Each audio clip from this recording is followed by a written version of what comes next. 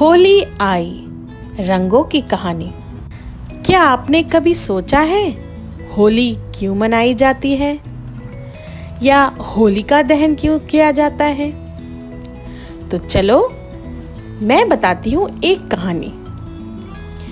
बहुत समय पहले की बात है। एक राज्य में एक राजा था। उसका नाम था हिरण्यकश्यप।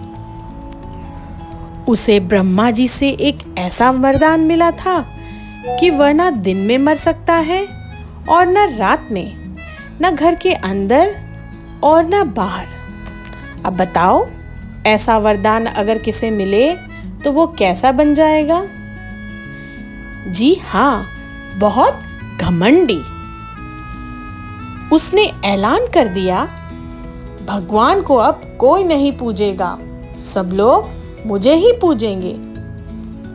लेकिन उसके घर में एक छोटा सा उसका बेटा था जिसका नाम था प्रहलाद। वह रोज भगवान विष्णु का नाम लिया करता था और उनकी पूजा भी किया करता था। एक दिन राजा प्रहलाद को बुलाकर बोले, प्रहलाद, भगवान कहाँ है? प्रहलाद मुस्कुराकर बोला, पिताजी, भगवान हर जगह है। वह इस पेड़ में है, पानी में है और हमारे दिल में भी है।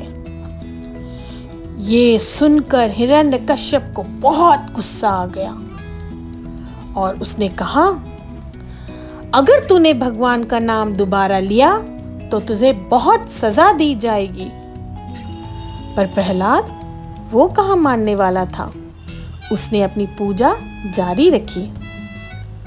और फिर एक दिन हिरण्यकश्यप बहुत गुस्सा हो गया और गुस्से में उसने अपने बेटे को एक ऊंचे पहाड़ से नीचे गिरा दिया। पर वह बच गया। वह हमेशा उसे कोई ना कोई सजा देता रहा। कभी उसे समुद्र में फेंक दिया गया तो कभी उसे जहर पिलाया गया। एक बार तो उसे हाथियों से भी कुचलवाने की कोशिश की गई, लेकिन हाथी रुक गए और हर बार प्रहलाद बच गया। वह हमेशा कहता, भगवान मेरी रक्षा कर रहे हैं। हिरण्यकश्यप तो बहुत क्रोधित हो उठा था। उसकी एक बहन थी जिसका नाम था होलिका। होलिका को एक वरदान था कि उसे आग नहीं जला सकती।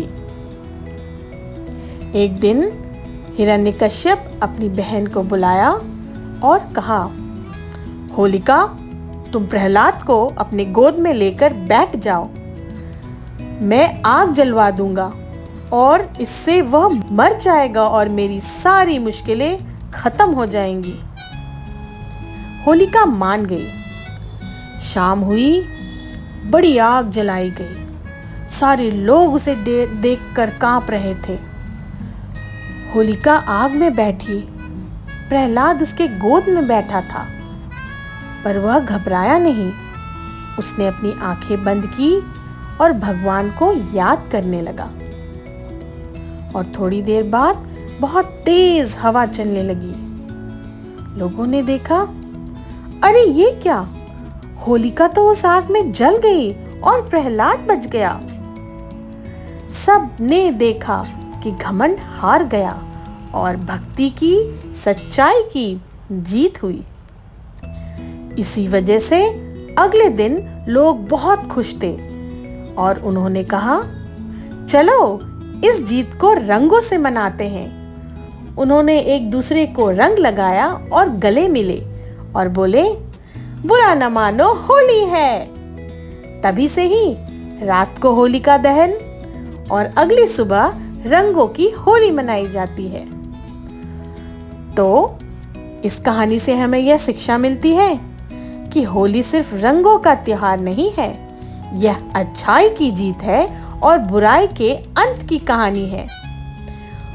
हैप्पी होली।